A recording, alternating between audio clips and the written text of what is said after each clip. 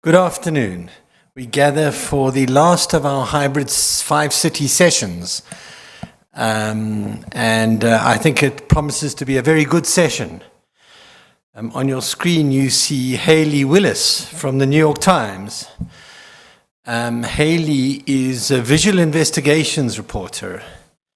And in my view, she's been doing groundbreaking work in putting together visual material and exploring visual material to piece together stories and explanatory stories about major events around the world. And one of them, of course, is close to home for us in that it dealt with the recent insurgency in Mozambique. And I think a remarkable piece of work in new ways of gathering and using evidence to tell stories that otherwise are pretty hard to tell. But Haley's going to take us through that. We give her a warm welcome and hand over to her. Great. Thank you so much for having me. I'm really honored to be here to speak with all of you. I really admire the work that many of you do, so I'm happy to be able to share a little bit about what our team does. So I'm just going to talk you through some of the ways that we investigated the insurgency in Mozambique, in particular, an attack that happened in March in the town of Palma, and kind of the challenges we faced with that and why we took the visual investigations approach. So just as a bit of background for those of you who don't know, my team at the New York Times is called Visual Investigations. We say, what we do is accountability journalism, which I'm sure is the same as many of you. So a goal to hold, power or bad actors to account. And the way we do that is we do traditional investigative reporting. So we go to the ground when we can. We speak to sources, we speak to eyewitnesses, we speak to people who were involved, we speak to experts, for example, in chemical weapons or something like that. But we also use more advanced digital forensics to tell our stories and to investigate.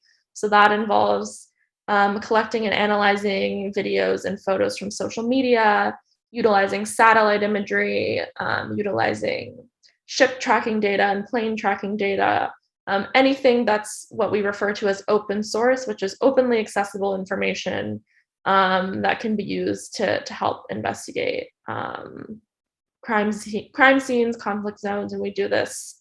We investigate police in America.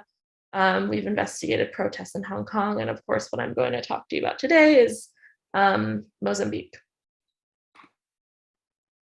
So I thought just to start, since we have a full hour, for those of you who haven't seen it, I would just play, it's only 12 minutes. I'll just play the final investigation so that when I talk through it for the rest of the presentation, you all can have a sense of what I'm talking about. I hope the audio for this works, but if not, somebody I'm sure will ping me in the chat. And if not, then we don't need to, but I'll try and play it now.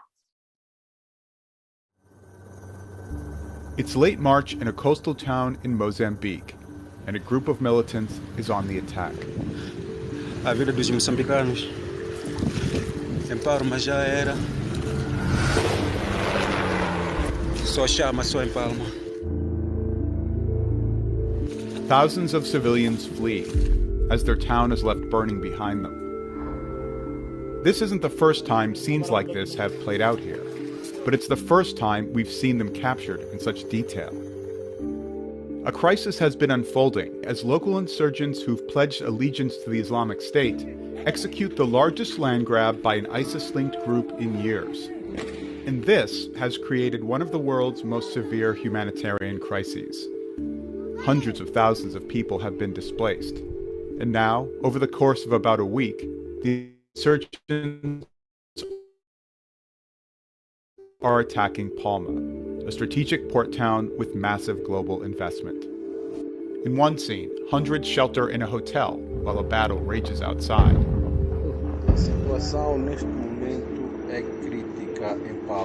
The question they're asking, are those big choppers coming? Is the Mozambique government going to save them? It isn't. The government exaggerated its response in the days after the attack. As ações das FDS resultaram na evacuação de outras centenas de cidadãos nacionais e estrangeiros, tendo sido evitado também que infraestruturas.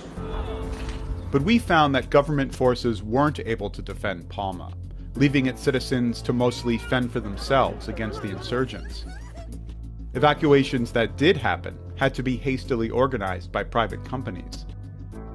For years, the government has heavily censored media coverage of the conflict, obscuring much of what's happening.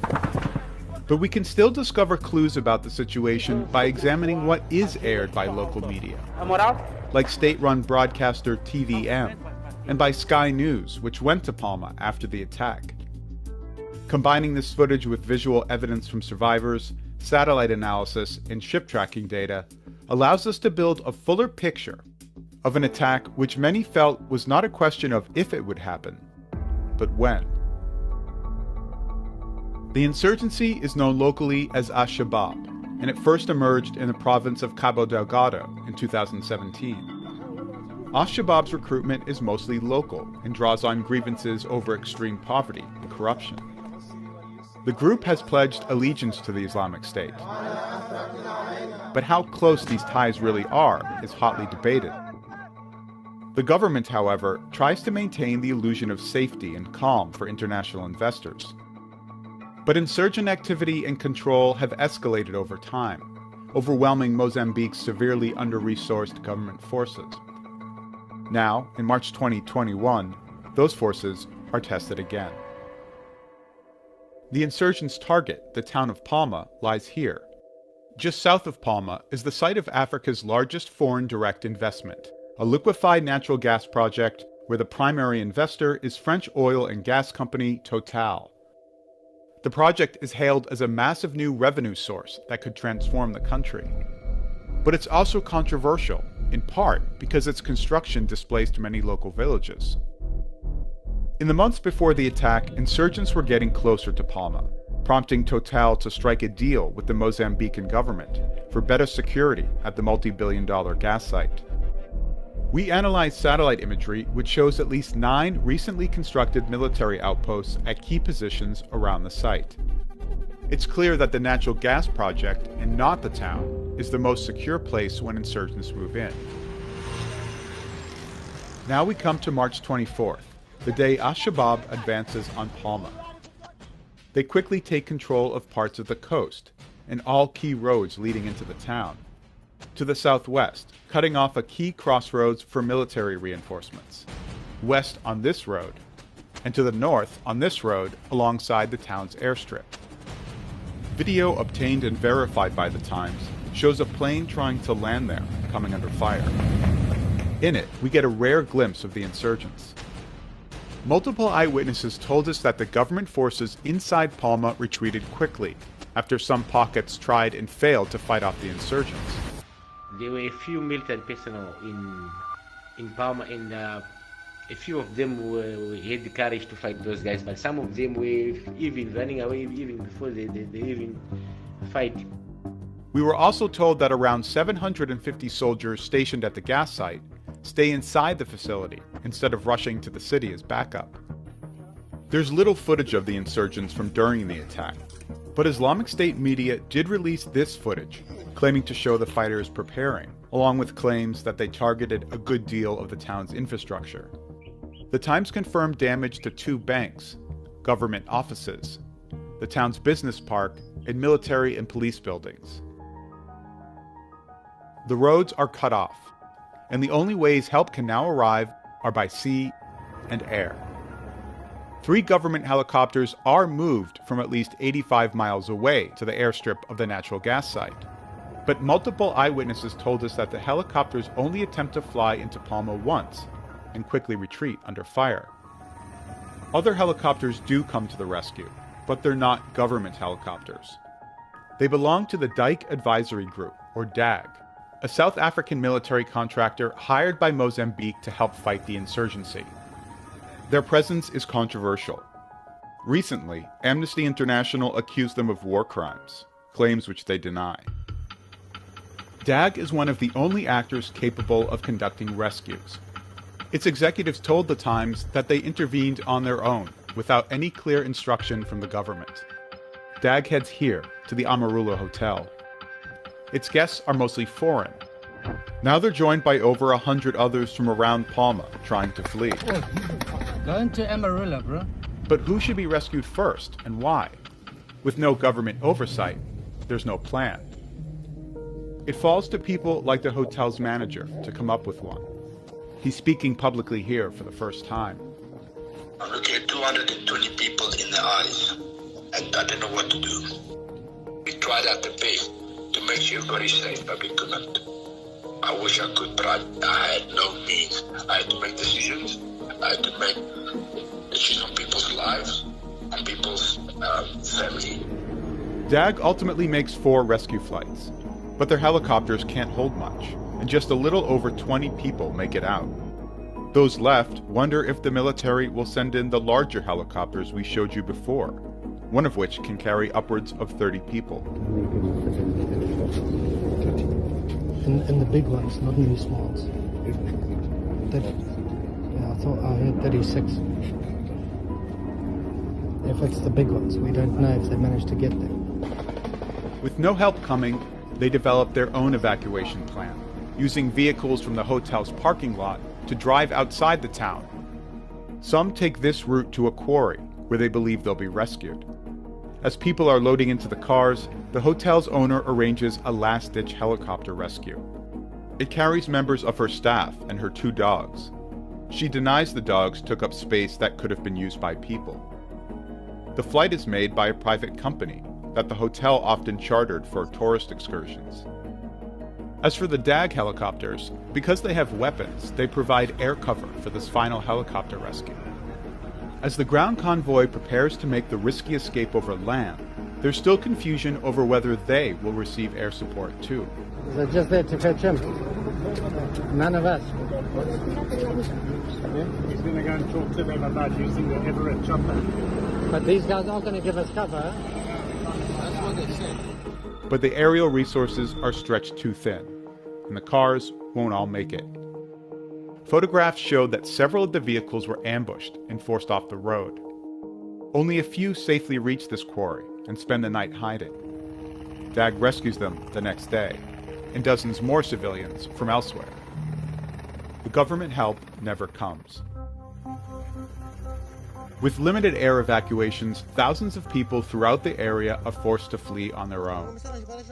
The man who shot this video told us what happened. When we were running, gunshots were everywhere. We were running with our heads down, and a lot of people were falling down because these guys were just opening fire. They didn't care. They didn't care who is who's. There were a lot of people trying to cross that river, going to the other side. Within a short period of time, the water was red. The water was red with blood. Tens of thousands go on foot or by bus across the province toward other cities and towns. Era perto, a maneira que estava a disparar, pessoa a fugir, a vir lá na minha machamba. Saímos junto lá, fugimos até distante não sei, 100 quilômetros a fugirmos para lá no mar. Many more people line up at the natural gas site run by Total, where at least some government security is present. Sources tell us that civilians were often denied entrance. As the crowd at the site grows, Total decides to organize a rescue, mostly for its own staff. It charters this ferry, seen here docked at the natural gas site. The Total employees appear to be protected by this ship, known as an Ocean Eagle 43, a patrol and surveillance vessel run by the Mozambican government. It's one of the few signs of government intervention during the attack on Palma. Ship tracking data shows they flee south alongside this convoy of mostly private boats. The ferry arrives in the provincial capital of Pemba with over most of them employees, and it makes a second rescue out of Palma a few days later, this time with more locals on board. After the week-long attack, repercussions were immediately felt. Because of the violence, Total has suspended its natural gas operations indefinitely, raising serious concerns about Mozambique's economic future and the people it left behind. Dozens of Total's contractors and subcontractors still remain in Palma. Some told The Times that the company hasn't checked on their safety. Total didn't respond to our request for comment. Based on our tally of evacuations, only a small number of Palma's population were rescued during the attack. Roughly 95% of the population was left behind. Mozambique's defense ministry didn't respond to our questions about their operations in Palma, but after the attack, the country's president downplayed the severity of violence in the city. His forces have since re-entered the town, assuring people that it's safe to return. It's not. A month after the attack, this thermal image reveals large fires burning in Palma, and satellite imagery confirms at least 50 buildings, some of which are seen here, have burn damage. There are near daily reports of gunfire here. Civilians hoping to escape this threat are forced to rely on a volunteer group working with private companies to organize flights and barges. The cycle of violence plaguing Mozambique for 3 years continues.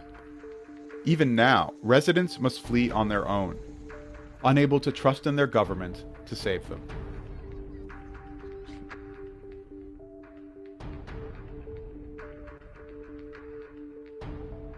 Okay. Thank you all for taking the time to watch that. Now, I'll walk you through a little bit of how we thought about this investigation when we approached it, and then some of the ways that we investigated it. So, as background, our team has been monitoring the situation in Mozambique for quite a long time, largely through open sources. We also have, of course, reporters, foreign correspondents who cover it, and have been in contact with NGOs and others there for quite a while, including last fall when the militant group took over the port city of Mocimboa de Praia, which was a huge land grab, and saw significant destruction in the town, significant stagnation in activity, and it was a very busy fishing port. And so we were monitoring all of this, reporting on it, keeping track of it. And then in March, we saw reports and footage and people contacting us about this attack in Palma, which is what the investigation focused on. So a good question to always ask for us is why should visual investigations cover this?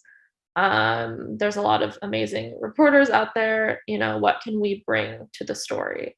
So the first thing is that visuals, so videos and photos, a lot of the things you saw just then coming out of Palma were pretty much unprecedented in Cabo Delgado and Mozambique. There's several reasons for that. One is that many people just don't have cell phones in many parts of Cabo Delgado and Palma in particular, largely because of the presence of contractors and foreign companies. There were a lot more people with cell phones and a lot more people documenting, which does raise an important question of, everything should be covered, and does this deserve to be covered more because there were people there with phones who could film it? No, but we were hoping that because we had access to this material, we could tell the story of what's been happening for a long time and how the government has forgotten these people, not just in Palma. Additionally, we tried to get accreditation to report on the ground following the attack and were unable to do so, which obviously meant that we had to find other ways to investigate this and find out what happened. And then, the third thing is local reporters, many amazing local reporters were also unable to access Palma at the time. Fortunately, we were able to hire and work with some local reporters who carried out interviews with people who had fled in Pemba and other areas, which was extremely helpful, and we were really happy to be able to work with those people. But in terms of accessing Palma itself, it was largely reporters for state-owned TVM who had access, and obviously, much of their reporting is focused on interviews with the military and with government officials, and we wanted to tell kind of a more independent story of what happened. And so without access for us or with the local reporters we were working with, that leaves, visual investigations and trying to report this out remotely. So I'm just going to go through a couple of the different sources of material that we used and how they were important to us. So the first is footage, video, and photos that were coming out on social media, so that people were posting and sharing to social media, including several videos of the helicopter rescues that were taking place and the ship rescues. So one thing that's really important to note about visuals like this is that once you dive into the context, they give a very kind of interesting insight into what was happening here. So it's not just what the videos show, but what locations do they show? Who is, boarding these helicopters and ships? Who's getting off? Where are the rescues taking place? So we took each of these videos and we tried to figure that out, where is this helicopter landing? It's landing in this quarry where we know the people who were stuck at the hotel went, or it's landing near a hotel, which we know caters a lot to, foreigners. And all of these details kind of give insight into what happened in Palma. And that goes as well for local and international media that were there. So like I said, state-run TVM, you also saw in our video that Sky News was able to get access, which was really great. But again, TVM and even Sky News, they had to be there with government minders. They were there with the military the entire time. And so, frankly, that means there's some things that are difficult for them to report. So what we do is we dig into the visuals that they're sharing to look for deeper context, right? So this is a shot from the sky from a TVM helicopter, and it shows something burning, right? So the question that we ask in visual investigations is, okay, what is burning? What does that mean? What does it tell us about the attack, when we had very few visuals actually showing the attack, right? So a lot of what we got were people being rescued afterwards, people that we were able to interview who, again, had fled Palma already. And so we have to use kind of a lot of these aftermath images to reconstruct the attack itself. And the way that we do that is by essentially analyzing and verifying the footage, right? So when these shots are shown by TVM or by Sky News, they're just saying, this is what the town looks like, this is the destruction. They're maybe interviewing some government officials, but we want specifics, and we kind of dig into these images to tell you a more comprehensive story of what happened. So here's an example of how we do that. So we take this shot. This is just one screenshot from a several minute video from TVM. And it was licensed to Reuters, so it was on the wires. We had access to it, but we didn't just want to show it for what it was showing. We wanted to know more about what are we seeing in this actual video and what does it tell us about what happened. So what we do is, the first thing we do is we geolocate it. Essentially what that is we take an image and we match it up with satellite imagery. So if you look at this image, there's a couple things that kind of stand out right away. You see right by where kind of the smoke is rising, a transmission tower. It's kind of got this white red pattern. You see a very particular kind of pattern in the dirt road right here next to that. And then you see this building just north of it with a very distinct kind of white U-shaped roof, right? So we look for patterns, visual patterns like this, and then we match them to satellite imagery of Palma to find out the exact location. So here again are the features I pointed out to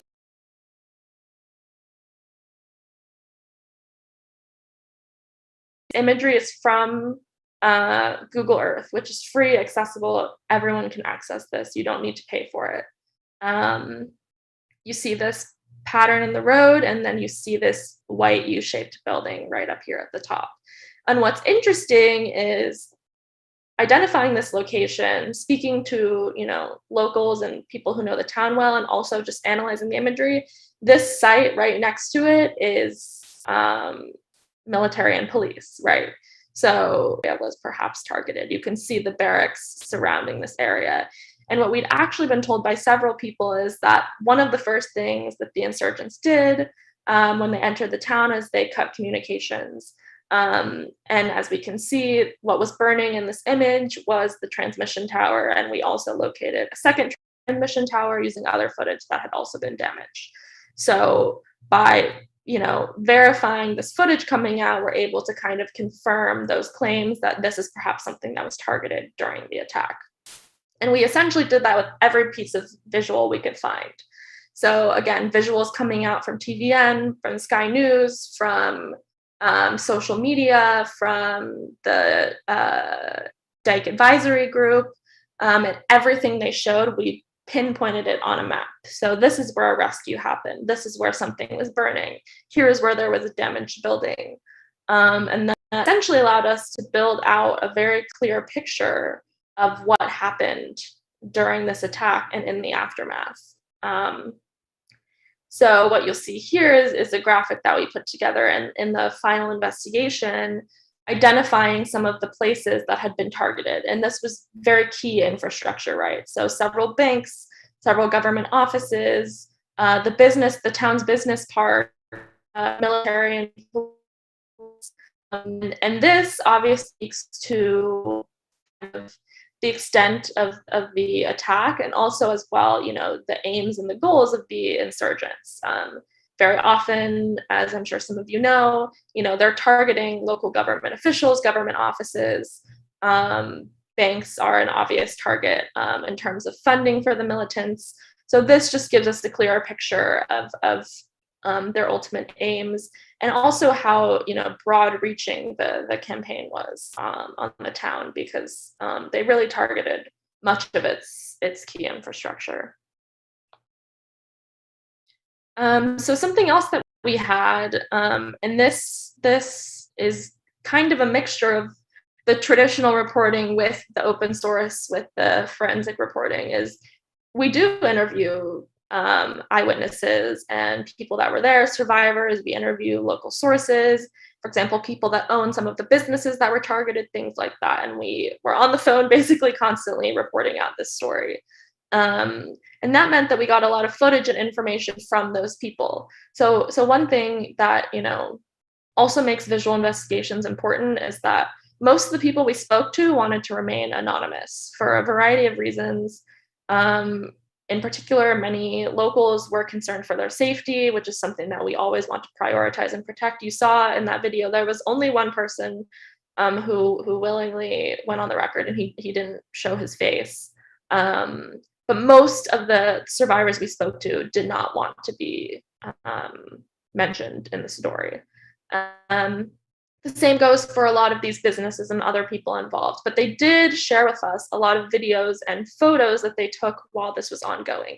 And that allows us to kind of reconstruct the scene, corroborate the things they're telling us, and tell that story to you without necessarily revealing their identities. So the screenshot you see here on the left, that was in the video, and that was taken by the one person that did go on the record, Ricardo. And he filmed that essentially as he was fleeing the main town of Palma to the LNG site. He's filming several other people that are fleeing along the road with him. Again, this gives us insight into where people were going, how did they get there, when did it happen, because he told us exactly when he filmed this. So we knew at what point the militants, for example, started pushing people out of the town. The photo in the middle and on the right were shared with us by people who were inside the Amarula Hotel, of kind of giving us a sense of the people that were there, the precautions that were taken. What you see on the right is that they had kind of set up cinder blocks against the doors to keep the militants out, because the fighting was happening extremely close by. And all of these kinds of pieces of visual information give us insight into what happened. So here's a great example of something like that. So we got this video from an anonymous source, not anonymous to us, but anonymous to you all because they asked their identity not to be shared. But this was a video that had not been public, and it essentially showed a plane trying to land in Palma's airstrip. And it's a several minute long video.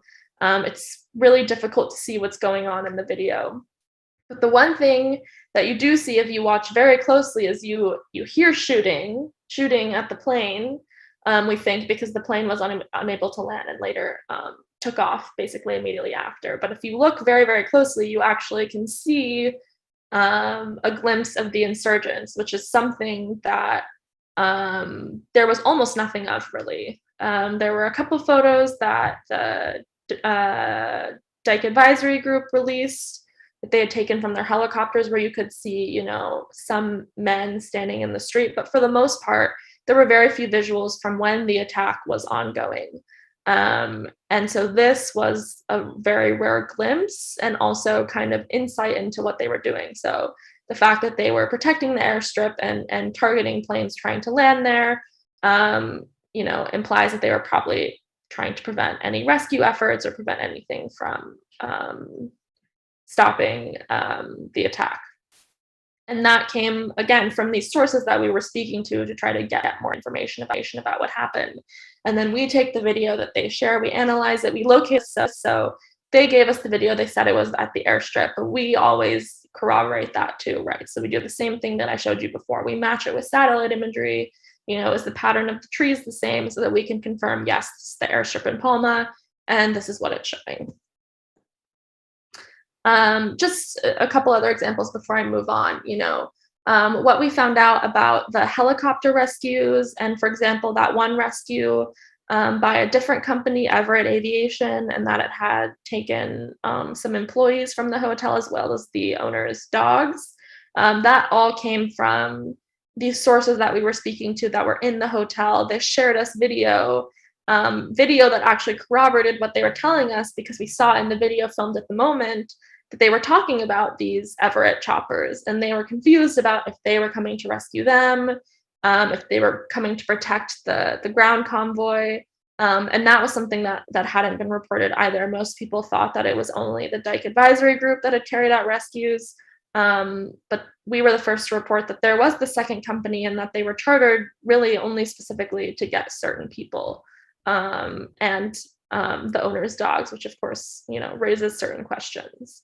So that's kind of the value of getting this information from sources and then using the visuals that they give you to corroborate those claims and tell a deeper story. Something else was very prevalent in the investigation, which you saw, was satellite imagery. So satellite imagery is really key to a lot of the work that we do, in large part because it basically allows you to remotely investigate and analyze a place that you might not have physical access to. So we get our satellite imagery through a variety of sources. The image I showed you before, like I said, is just from Google Earth. That's free, publicly available. We also work with companies like Planet and Maxar Digital Globe. Usually for imagery from these companies, you would have to pay, but very often they also try to work with media outlets and nonprofits. So I would encourage all of you who are interested in this work to reach out to those groups. But essentially, they have satellites in the sky that take, you know, photos. And if you analyze these photos, they give you really interesting insight into what you're investigating. So what you're seeing here is a satellite image of the natural gas site. So that was another huge thing at play here, right?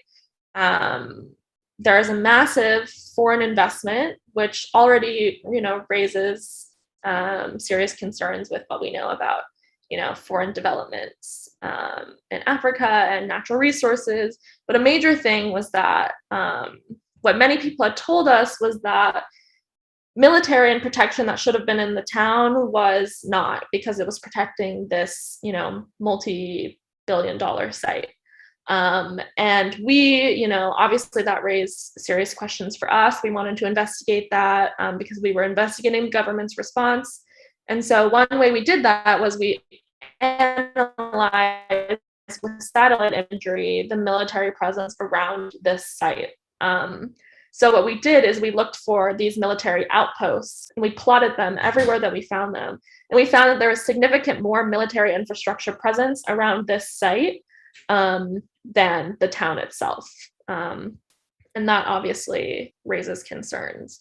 So this is a great way to get a sense of some of the things that people are telling you, right? Like, oh, I saw the soldiers running to this site, or, we know that the military was at the site. Okay, how do you verify those claims from people? This is one of the ways that you can look into that. Another thing that you don't really need satellite imagery to see, but is important, is that obviously the coast would have been a major point for people who were trying to escape. Many tried to flee by boat, but a large portion of the coast was inaccessible because the natural gas site was there. So that's also, a concern here.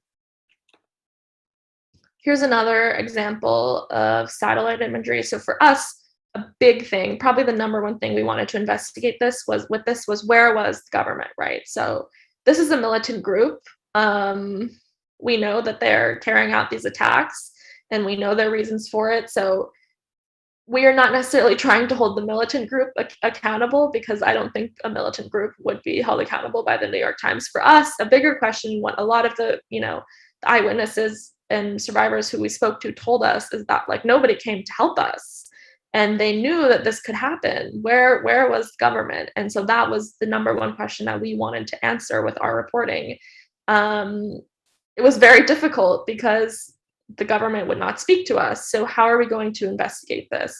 Satellite imagery was a huge part of this. So for example, we looked at the airstrip at the natural gas site, and we saw these, 3 big military helicopters. And we had heard from sources that they flew in once and were attacked and never came back again, right? But we were able to analyze with satellite imagery that those helicopters had been moved there. And we know from the specs of the helicopters, because we can identify them through the satellite imagery and through visuals, that they could have carried a significant number of people, right? So, we can say from satellite imagery, we know these helicopters were X kilometers away and they never came in to rescue anybody, right? So this confirms witness accounts that these government helicopters had been flown in, but we know that, they weren't used for that purpose.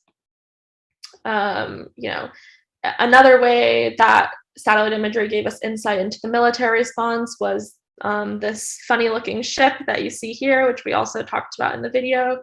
This is called the Ocean Eagle 43. We weren't looking for this at all. We had a satellite image. We were just scrolling through it, kind of seeing if there was anything out of the ordinary. And then we saw this in the middle of the ocean. You all can see that's a very weird looking ship. It's shaped very funnily. We saw it, we knew what it was. This is a very specific ship used by, the Mozambican military. You could not miss it because of the shape of it. And we saw it and we were like, what is that doing here? Because nobody had mentioned to us that the military was carrying out rescues by sea. So what is this vessel doing in the water? We found out because of its proximity to this ship, the Sea Star 1, which was a passenger ferry that had been chartered by Total, that it was actually protecting that ship.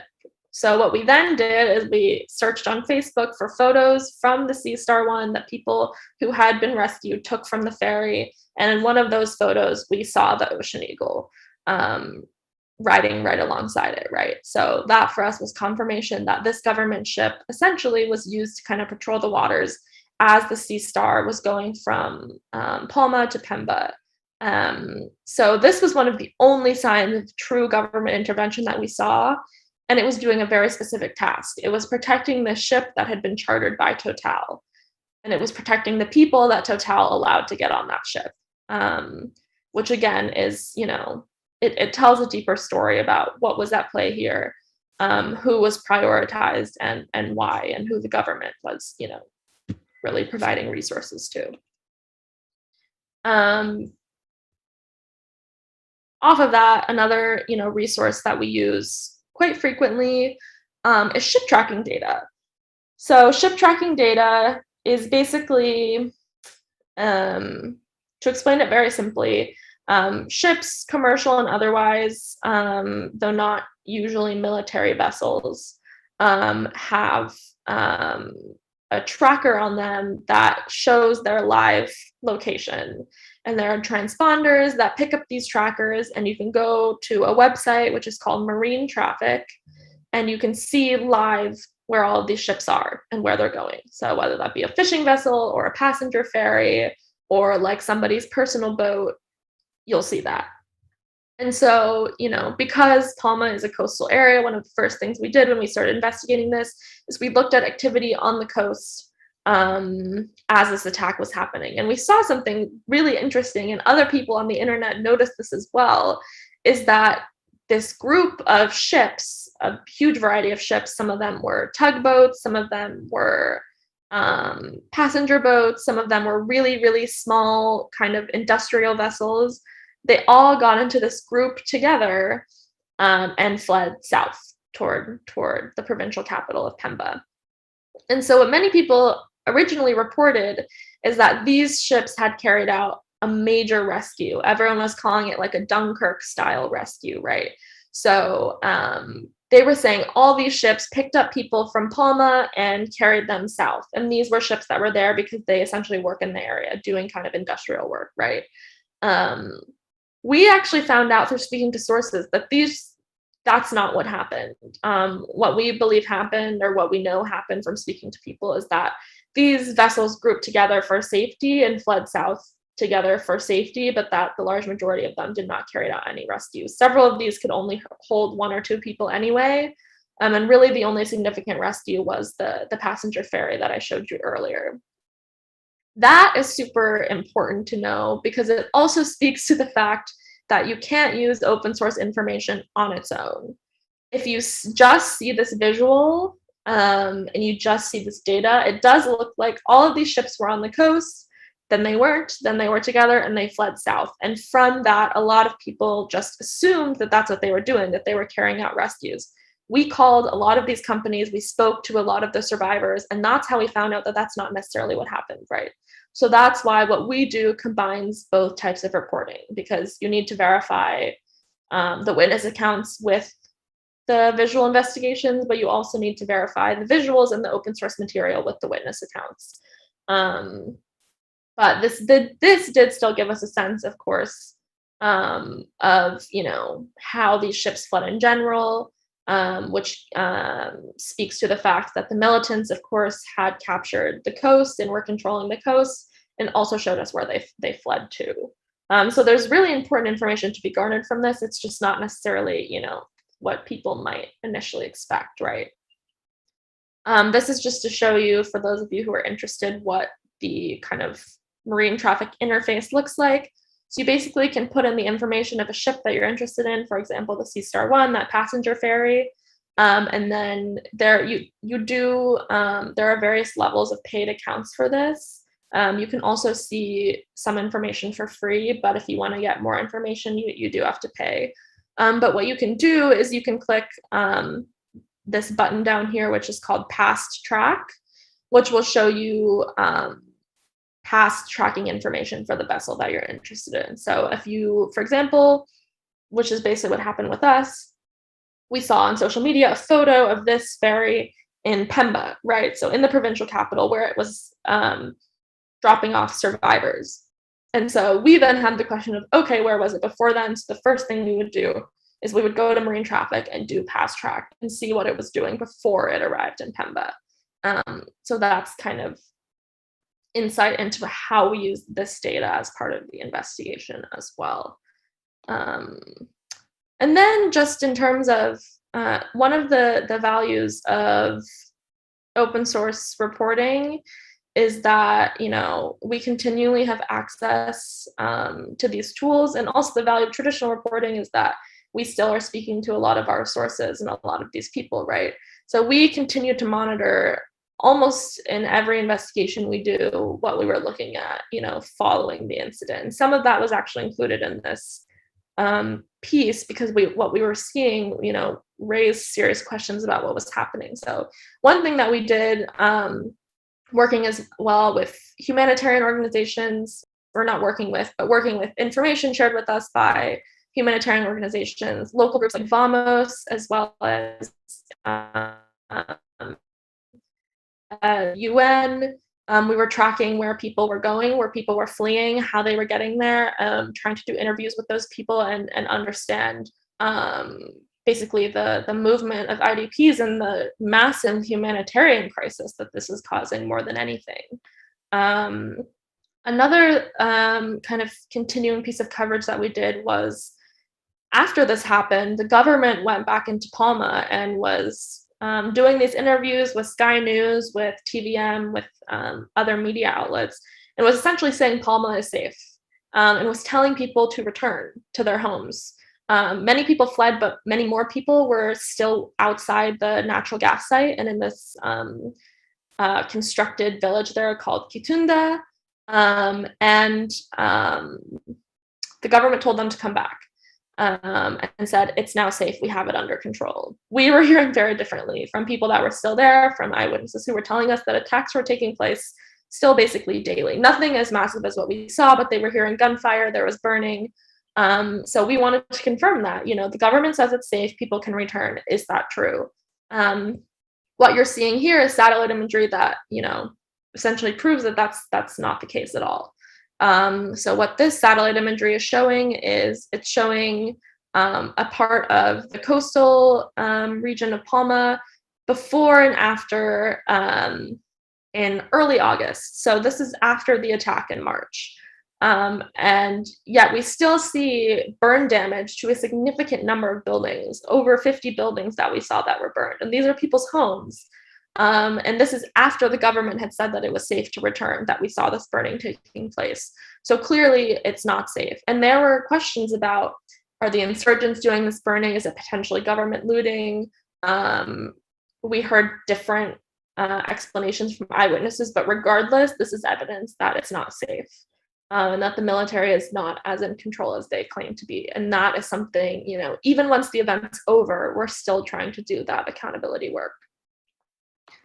And I'll wrap it there for questions. I hope that was interesting and not too overwhelming. But I think, we have about 10 minutes for questions. Thank you very much. That was quite extraordinary. If I may start with a question myself, and then I have some from our audience here in Johannesburg and hopefully from the other cities as well. How big was your team? How long did it take to pull this together? I'm interested in what sort of resources are required to do an investigation of this sort. Yeah, absolutely. So this investigation involved 3 reporters on our visual investigations team, myself, Christian Trebert, and Stella Cooper. And then, like I mentioned, we work with other reporters within the New York Times. So we worked with a reporter, Christina, who was based at the time in South Africa, and she was doing a lot of reporting on this as well. And she was attempting to get into Palma and wasn't able to, but she had a lot of sources who worked with us on this.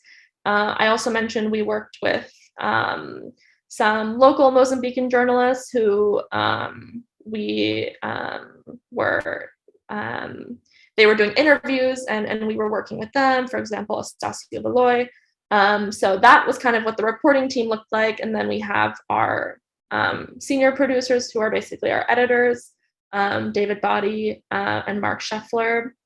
And then we have a video editor and a graphics designer who do kind of all the visuals and motion graphics that you're seeing.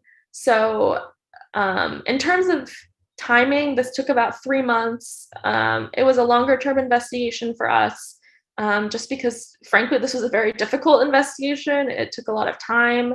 Also, as many of you who are reporters know, building up trust with these sources and getting them to speak with us, it just takes time. That being said, I think, in terms of the resources needed to do work like this, I'm very lucky to be at the Times. I've never been at a place before that had, this amount of resources and staff and funding, and I'm very grateful for that. And I recognize that, that is very beneficial to the work. But what I also want to say is that I think a lot of people think these types of visual investigations, you need to have like the best tools and the most money, and that everything we do is incredibly fancy. I did this at a very small academic research center before I came to the Times. A lot of these methods are applicable regardless of the resources you have. There's satellite imagery that's publicly available. Social media is free. Everyone can access it. So I really want to encourage people to bring these techniques into your work regardless of the resources you have, while also recognizing, of course, the Times does have resources. And for example, producing a video and having these types of animations, that takes resources. I can't do that, and I'm very grateful to the people on our team that can, but I do also want to really encourage people to practice these techniques regardless of, kind of the resources that you do have. Thank you very much. I have a question here from the floor in Johannesburg. Would you introduce yourself? Thanks for the good presentation. My name is Shinovene Emmanuel from the Namibian newspaper.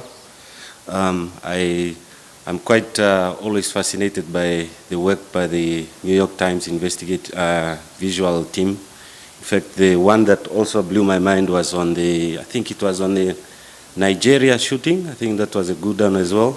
But I think I just wanted to give us maybe some tips, some websites to go to for African newsrooms that also want to do something similar. Not probably on the level of the quality that they do, but maybe just for every investigation, what would you advise to get something visual going for our investigations? The second question I have is probably one of the challenges that we face with our investigative visualization is on the issue of the scripts and how you can make it more simpler to put it together easier. Does the New York Times, for instance, have a default script writing format for videos like this, especially investigative, or is it the general video script that you often use? I think that's it. Thanks.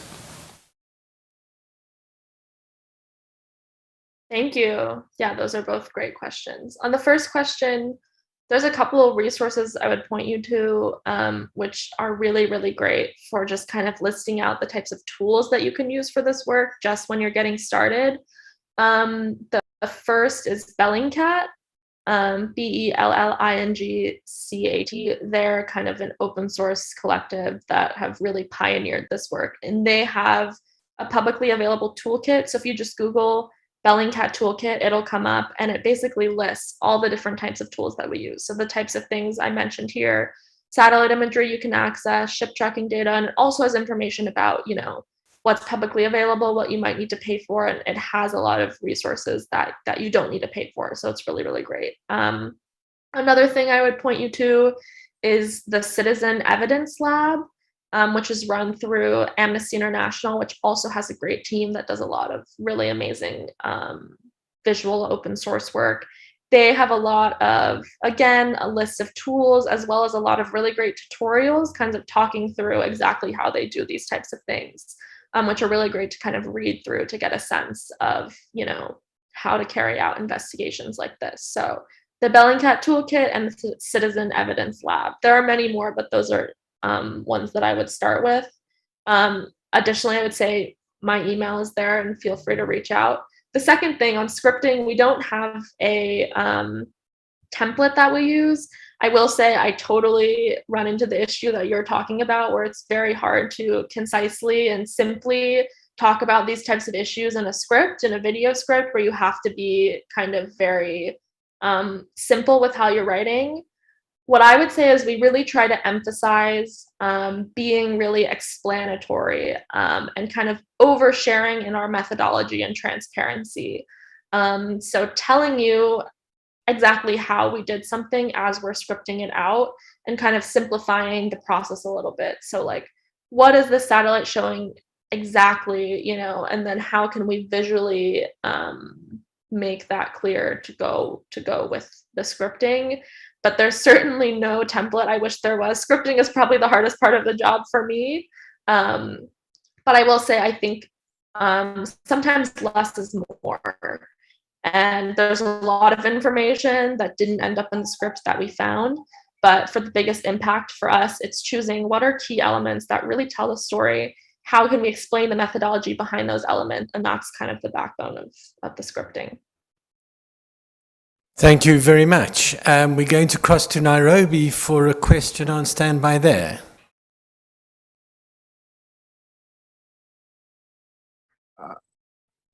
My name is Dominic Wabala. Thank you for your overwhelming presentation on visual investigations. I was just wondering, considering that the limited resources that most of us African journalists, investigative journalists have, would an African investigative journalist be able to do such an investigation? For example, like in Somalia, where a lot is happening, and there's so much propaganda coming out down from the field that you won't be able to.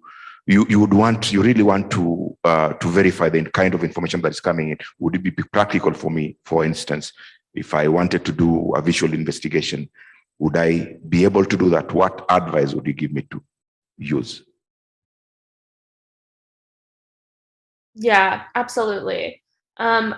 I think, again, I want to emphasize that I totally recognize that the resources the New York Times have is very unique. I think there's a lot of ways to do this work without having those resources. And like I said, I did not have these resources a few years ago when I was doing this. So what I would definitely say is build yourself like a very small, simple toolkit of things that you want to start using. For example, Google Maps, again, free, publicly available, very easy. Somalia, let's take that example. Let's say, there's a photo that comes out purporting to show civilian casualties, for example, from a US airstrike that was meant to target al-Shabaab and maybe targeted civilians instead. That is a great case where, like you said, there's going to be a lot of different reports going around. The US military is going to say one thing, the locals are going to say one thing, al-Shabaab will probably say another thing. All of these conflicting reports, how do you verify the information? So what I would say is, like, you have that photo, what are the kind of resources you can use? And these can be very simple resources. So can you use, Google Maps, free and available imagery to find out exactly where that took place? Can you then see, what else is around that area? Does it look like a civilian area? Does it look like a military area? What was targeted? Can you find out where the photo came from? So just searching on Twitter and Facebook, like, who was the first person to post it? A great thing for that is a tool called reverse image search. I don't want to explain it all here for time purposes, but I would definitely recommend Google reverse image search. And there'll be a lot of great resources that come up explaining it. But basically, that can help you track down where this image was first posted. That's a great open source technique, because if you find that person, you could potentially contact them and then get the information, direct from them. So I think using those tools you can do without having the resources, and is really important for verifying information. Even if you can't produce like a 12, 15-minute video, obviously that takes a certain amount of time and investment. But using these techniques, regardless of how it ends up, is really accessible, I think. And what I'll also say is this community is very open, and people are always willing to share tips and techniques. Like I said, you can reach out to me if you have a question of like, oh, should I use this tool for this? And that's the case for most of the people that do this work at the New York Times, at BBC Africa Eye, who does amazing, really, really incredible visually investigative work specific to the African continent, as well as, a lot of people on Twitter. All of the folks at Bellingcat will be open to kind of giving advice to those of you trying to learn these things. Thank you very much. And we're going to wrap up here with the last question from Johannesburg. My name is Ayanda. There was a story, I think from the same department of the New York Times, posted in 2018 about a young man who was killed by a gang, 15-year-old, somewhere in New York, in fact. I don't know if you were there at that time, but I was wondering, one, if you know where that story kind of ended up in terms of the case, and two, if, you know, if you have been able to kind of use what is essentially forensic evidence to kind of help you know, victims in certain court cases and things of the like. Yes, that's a great question. Thank you. So I wasn't at the times when that investigation happened. I think you're referring to Junior, yes, the 15-year-old boy who was killed in the Bronx. I don't know the exact details of the case at the moment, but I would definitely suggest that you reach out to Barbara Marcolini, who was my colleague who worked on that. She's no longer with the Times, but I know she's followed the case closely. In terms of the second question, it's something we think about a lot. Like I said at the beginning, a big reason for what we do is accountability. And sometimes that can mean court cases, legal accountability for victims. You know, because we're journalists and have to maintain a certain level of objectivity, we don't work directly, for example, with investigators or prosecutors in any sense. But what we do is we publish all the information we have, and then however that's used, we track that and we keep track of the impact it's having. So if our reporting is for example, referenced in a court filing, which has happened before, we note that. If it's, you know, presented at the UN, which has also happened before, for example, with our reporting on bombings of hospitals in Syria, that was presented at the UN and essentially put to the Russian and Syria representatives there. Another example is, which is a US specific one, not the Junior case, because like I said, I don't know the details of that one as well. But the last year we did a lot of reporting on what happened at January 6th at the Capitol and kind of the rioters that broke in. Did a lot of reporting on them. The FBI has now started arresting and investigating a lot of those people, and our stories have been cited in FBI filings. So definitely that is, you know, a level of accountability that we are paying attention to, and we certainly hope to, you know, be able to provide evidence no matter what direction it leads in, and that can be potentially be helpful to survivors. So Haley, thank you very much. That really was very interesting, very inspiring, and lots for us to pick up on and make use of. Thank you very much for your time and trouble this afternoon, or I think it's this morning where you are. So we've reached... Yes, thank you so much for having us. Thank you. So we've reached the end of 3 days of our hybrid 5-city conferencing. As I mentioned last night, we've had over 500 people, mostly online, attend the conference in one form or another, and that really is wonderful, because sometimes we feel like we have a small crowd here, but it's great to know that there's large numbers out there taking part. There is, starting just now, a Solution Journalism side session presented by the Solution Journalism Network, in fact by a former student of ours, Ruana Meyer, who's become something of an expert on solution journalism, and I think you'll find it interesting. It's on Zoom only. The link is on Wova or on the website. It would be great if you could watch it or watch the recording later. Just to remind you that all sessions are recorded. They will go up within a few hours of the session. You can access them through the Wova link or through the website in the programming, and we're putting up more prominent links probably overnight. So please make use of those over time. We have 2 more days of online-only training. It's a packed program, so please take a look at what's really useful to you, either watch live or, as I say, go to the recording. But I think there really is some excellent stuff worth watching, worth learning about, worth taking part. So for the end of this first stage of our conference, the actual conferencing part. I want to say thank you to a number of people. Thank you to our partners in the other cities who really worked very hard with us to put this together in this ambitious 5-city way. That's in Dakar, Addis, in Dakar and Nairobi. It was Code for Africa. In Addis, it was the Fojo Institute. In Abuja, it was the Premium Times Center for Investigative Journalism. So we really do appreciate their role in this program. For the rest, we have a number of people who've given us support of various sorts, and we really owe them a big thank you.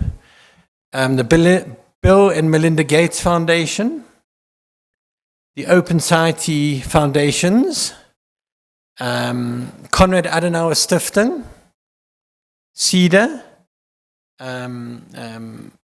the German news service, Deutsche Welle, our partners in Norway, SKUP, the investigative organization in Norway, and Absa Bank, who you will have seen around. So thank you very much to them all. The conference could not happen without them. We also have a team that has worked and will continue to work behind the scenes, and I think it's very important to recognize them. It's a full team. You will have seen most of them around. They've really worked very hard for months to put this together, and I'm very, very grateful to Shireen and her team, and the people who helped me on programming, Isaac and Campbell and William, and there's a bunch of others behind there. Our technical team have done sterling work under difficult conditions. Of course, there were times when it was out of their control, and we had issues with link-ups, but they've really done their best and done a great job in keeping us running and keeping us going, so thank you very much to them. To Wits University for its support. It's obviously very important to us as Wits Journalism and the journalism department here. So a lot of thank yous. I haven't mentioned everyone, but really it's a big set of partnerships and people who put this together, and I'm most grateful to them all.